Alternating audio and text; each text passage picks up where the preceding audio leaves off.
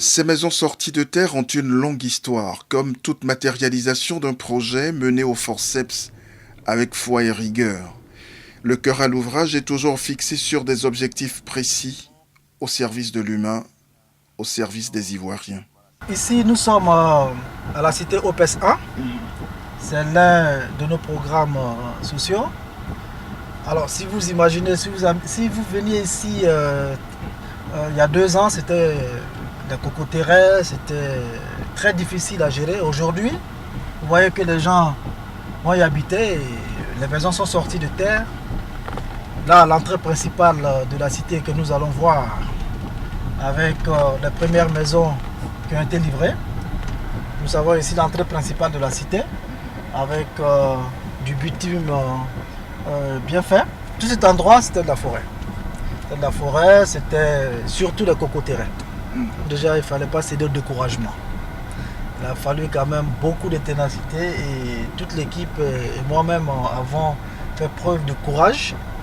Et avec l'encouragement bien entendu des agents du ministère, nous avons fait le terrassement normalement. D'abord il fallait décaper, enlever tout ça. Et aujourd'hui vous voyez, c'est une fierté pour nous de voir qu'aujourd'hui nous sommes arrivés quand même à quelque chose de potable.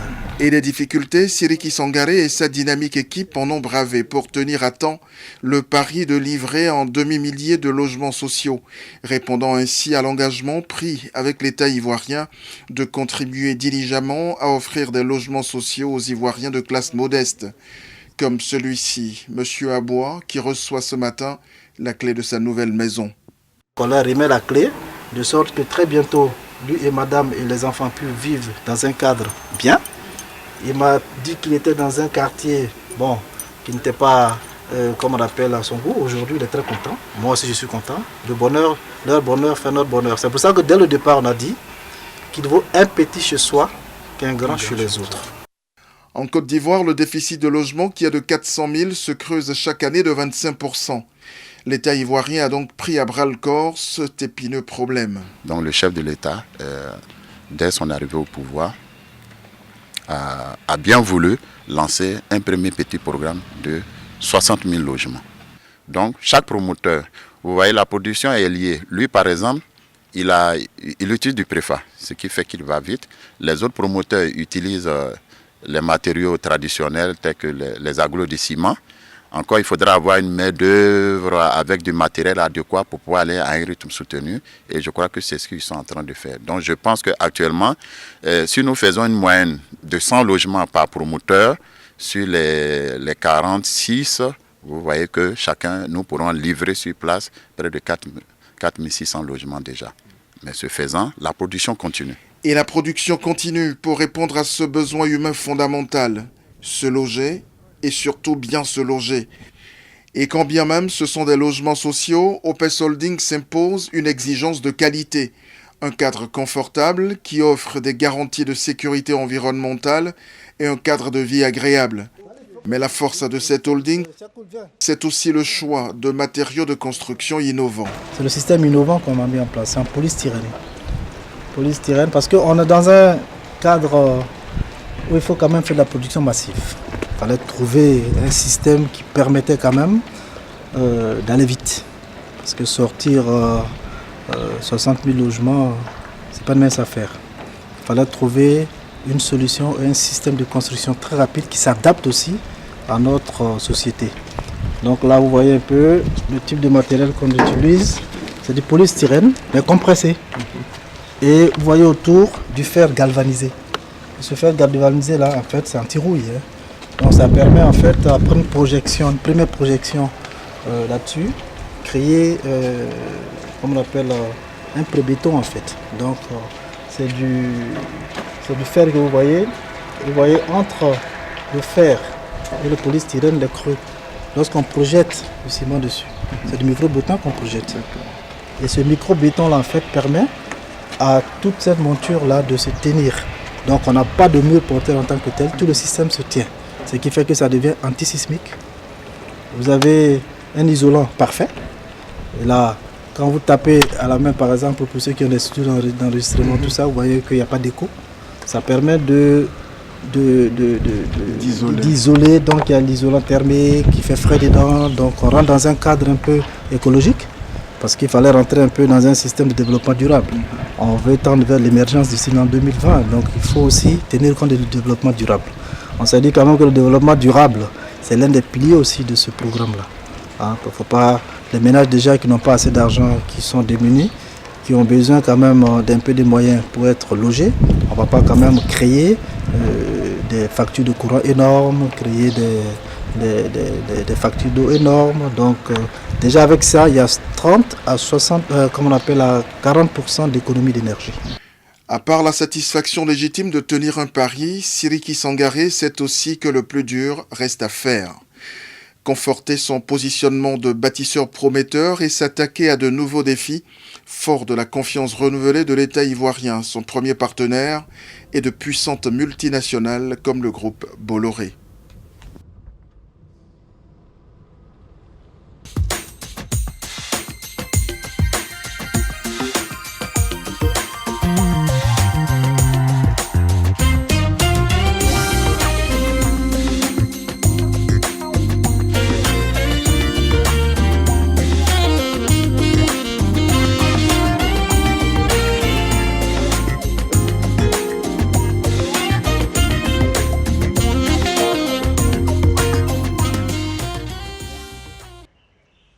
Siriki Sangaré, polytechnicien, est diplômé de l'Institut national supérieur de l'enseignement technique et de l'Institut national de polytechnique Félix Houphouët-Boigny. Ingénieur de formation, de Paris à Londres, il acquiert d'autres savoirs qui construisent définitivement sa solide personnalité de technicien, doublé du technocrate rompu au management et à la gestion entrepreneuriale.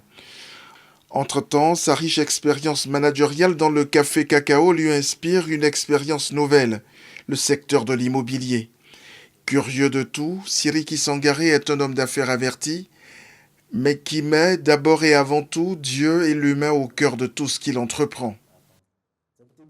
Je disais à des amis très souvent, lorsque nous avons une discussion, je reprenais très souvent ce que le président Houphouët-Boigny disait. On peut réussir à tous les postes pourvu qu'on y mette du sien. Ma formation est une formation d'ingénieur, donc pratique. Donc j'arrive à m'adapter facilement à toutes les situations. Je fais une série technique, je fais un baccalauréat au lycée technique. Après, j'ai donc fait mathématiques supérieures, maths sup, et après je me suis retrouvé à faire un diplôme d'ingénieur en génie électrique. Et par la suite, je commençais à travailler avec une société française qui a une représentation en Côte d'Ivoire. Et en cherchant toujours à parfaire en fait mon parcours, je me suis retrouvé dans la société familiale, du café de cacao, avec mon oncle. Et moi, j'ai été tout de suite nommé très jeune, directeur technique de la structure. On faisait d'ailleurs près de 100 000 tonnes de cacao par an quand même. Et par la suite, étant directeur technique, après avoir mis en place toute cette structure-là, il fallait évoluer. Donc j'ai pris la direction, comme on appelle, d'exploitation, qui regroupait la direction technique et la direction commerciale. Et après je me suis retrouvé directeur général adjoint, mon oncle, le directeur général de l'antenne de San Pedro. Et mon rôle était donc, au-delà de rentabiliser l'usine, de former toujours la formation. Pour moi, c'est très important. Former les acteurs qui animaient avant on les appelait des groupements à vocation coopérative. Ce n'est pas des coopératives en tant que telles. Il y avait un problème de forme juridique là-dedans. Et donc, on a essayé quand même de regrouper, de créer en fait des coopératives, et ces coopératives avaient une base légale. On a essayé de mettre en place des structures où on enseignait aux membres de la coopérative la comptabilité simplifiée. Pour que déjà à leur niveau, ils comprennent ce que c'est qu'un différentiel de cacao, le prix du cacao, pourquoi c'est fixé à tel prix, quels sont les différents coûts qu'il faut, et leur faire comprendre surtout qu'en les regroupant à une coopérative puissante, ils faisaient des économies d'échelle. Je donne un exemple banal. Quelqu'un qui a 5 tonnes de cacao, qui prend un camion de 35 tonnes, le transport est fixe, hein. Et s'ils se regroupent à 10, qu'ils ont 50 tonnes, le coût du transport est partagé entre tous ces acteurs-là. Donc ils ont compris, ainsi de suite. Et par la suite, lorsque je faisais mes tournées, j'ai compris qu'ils avaient un besoin social, le logement. Vous voyez un peu. Et déjà, on construisait des petits centres de santé pour eux. Et dans le souci de les loger, on a dit, bon, il faut penser à les logements sociaux. Donc, depuis ce temps-là, j'avais déjà commencé à penser à comment loger ces acteurs de la filière cacao, là. Vous voyez un peu. Et par la suite, là, je vous parle déjà, on était très avancé. On avait commencé à mettre en place toute une structure. Je voyageais beaucoup pour pouvoir trouver la solution la plus adaptée.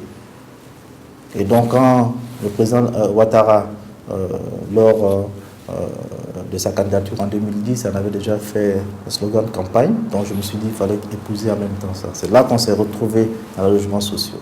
Et comme j'ai compris que faire rien que le logement sans accompagner globalement les BTP, il fallait quand même créer une structure de BTP en général, en créant une holding. Vous savez comment je fais les choses? D'abord, ce n'est pas par... la volonté n'est pas d'abord pécuniaire, quoi. Vous voyez un peu. C'est d'abord dans un souci de créer quelque chose, d'aider mon prochain. En aidant mon prochain, il faut quand même... Il y a des mesures d'accompagnement, c'est bien évident, que lorsque j'aurai embauché certaines personnes, il faut les payer, donc il faut créer de la richesse avec ça. Je suis très satisfait lorsque mes collaborateurs sont contents. Vous voyez un peu. Donc, la motivation première n'est pas pécuniaire. La motivation première n'est pas pécuniaire. Donc, ce qui m'a motivé, c'était au départ comment loger ces acteurs-là, ces braves paysans-là, qui avaient quand même une contribution très très importante dans le développement du pays depuis 1960.